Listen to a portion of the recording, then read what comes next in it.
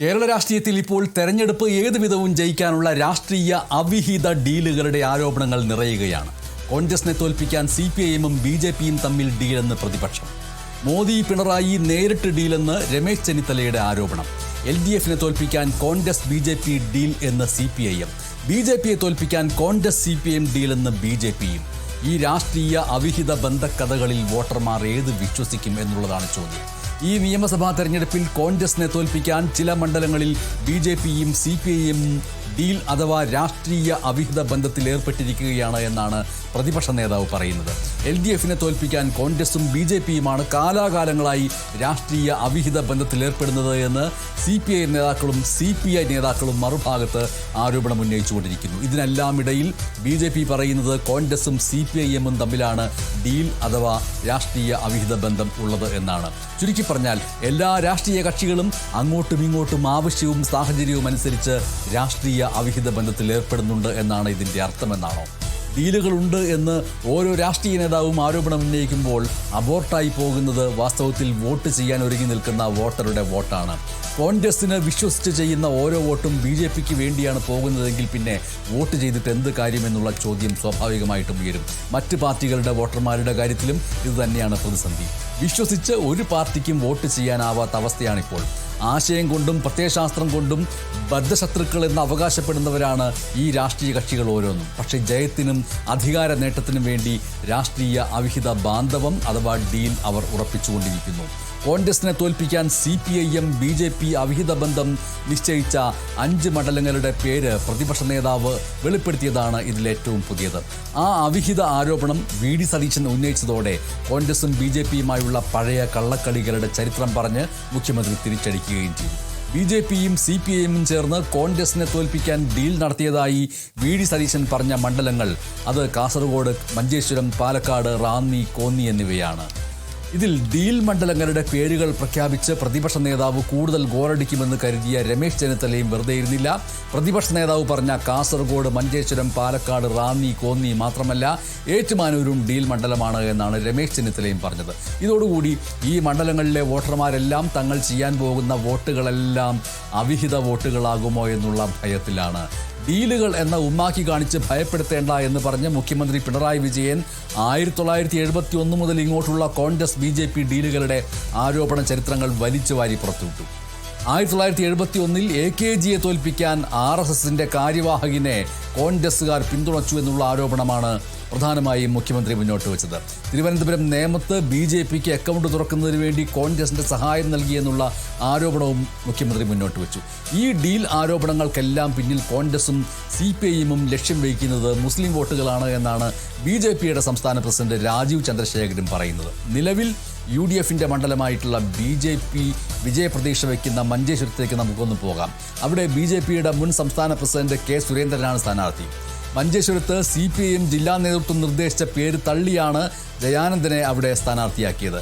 അത് പ്രാദേശികമായിട്ടുള്ള എതിർപ്പിന് ഇടയാക്കുകയും ചെയ്തിരുന്നു.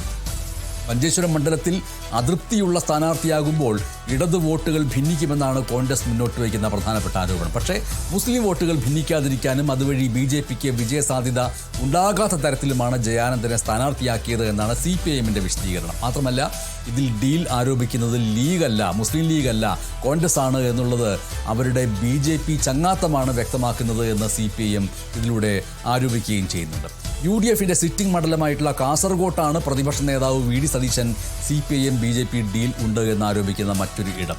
അവിടെ LDF-ൽ INL-നായിരുന്നു സീറ്റ്. എന്നാൽ പൊതുവായിട്ടുള്ള ഒരു സ്വതന്ത്രനെ കണ്ടെത്താനുള്ള ശ്രമത്തിൽ അവിടെ സ്ഥാനാർത്ഥി നിർണയം വൈകിപ്പോയി. കോൺഗ്രസിന്റെ ആരോപണം എന്ന് പറയുന്നത് കാസർഗോട്ട് ഇടതുപക്ഷത്ത് ശക്തനായിട്ടുള്ളൊരു സ്ഥാനാർത്ഥിയെ നിർത്തണമായിരുന്നു, അങ്ങനെ നിർത്താതെ BJP-യെ സഹായിക്കുന്നു എന്നുള്ളതാണ്. പക്ഷേ ഇടതുപക്ഷത്തിന് വിജയിക്കാൻ കഴിയുന്ന രീതിയിൽ കൃത്യമായിട്ട് പരമാവധി വോട്ടുകൾ നേടാനാണ് പൊതുവായിട്ടുള്ള സ്വതന്ത്രനെ നിർത്തുന്നത് എന്നാണ് LDF-ന്റെ നേതാക്കൾ ഇപ്പോഴും വിശദീകരിച്ചുകൊണ്ടിരിക്കുന്നത്. ഇത് മാത്രമല്ല ഇത് LDF-ന്റെ വോട്ട് നില ഉയർത്തുകയാണ് ചെയ്യുന്നത് എന്നുള്ള വിശദീകരണവും LDF നേതാക്കളുടെ ഭാഗത്ത് നിന്ന് വന്നിട്ടുണ്ട്. UDF-ന്റെ സിറ്റിംഗ് മണ്ഡലമായിട്ടുള്ള പാലക്കാട്ടേക്ക് വരികയാണെങ്കിൽ LDF അവിടെ മുസ്ലിം വിഭാഗത്തിലുള്ള വ്യവസായിയായിട്ടുള്ള സ്വതന്ത്രനെയാണ് സ്ഥാനാർത്ഥിയാക്കിയിരിക്കുന്നത്. UDF-ന് ലഭിക്കാനിടയുള്ള മുസ്ലിം വോട്ടുകൾ ചിതറിപ്പിക്കുകയാണ് ഇതിലൂടെ CPIM ഉന്നം വയ്ക്കുന്നത് എന്നാണ് കോൺഗ്രസിന്റെ ആരോപണം. UDF തോൽക്കുമെന്നതിനാലാണ് ഡീൽ ആരോപണമെന്നാണ് LDFിൻ്റെ പ്രത്യാരോപണം എന്ന് പറയുന്നത്. ഇത് മാത്രമല്ല, തദ്ദേശ തെരഞ്ഞെടുപ്പിൻ്റെ കണക്ക് പ്രകാരമാണെങ്കിൽ 6000 വോട്ടിൻ്റെ ഭൂരിപക്ഷമാണ് അവിടെ UDFിനുള്ളത്. തദ്ദേശ തെരഞ്ഞെടുപ്പിൽ ലഭിച്ചതിനേക്കാൾ 4000 വോട്ടെങ്കിലും നേടിയാൽ LDFിന് ജയിക്കുകയും ചെയ്യാം. അധികമായിട്ടുള്ള വോട്ട് നേടാനാണ് സ്വതന്ത്രമായിട്ടുള്ള ആ പരീക്ഷണമെന്ന് അവർ പറയുകയും ചെയ്യുന്നുണ്ട്. ഡീൽ ആരോപിക്കപ്പെടുന്ന മറ്റൊരു മണ്ഡലം എന്ന് പറയുന്നത് LDFിൻ്റെ സിറ്റിംഗ് മണ്ഡലമായിട്ടുള്ള കോന്നിയാണ്. കഴിഞ്ഞ തവണ BJP സംസ്ഥാന പ്രസിഡന്റ് മത്സരിച്ച മണ്ഡലമാണ് കോന്നി എന്ന് ഓർക്കണം.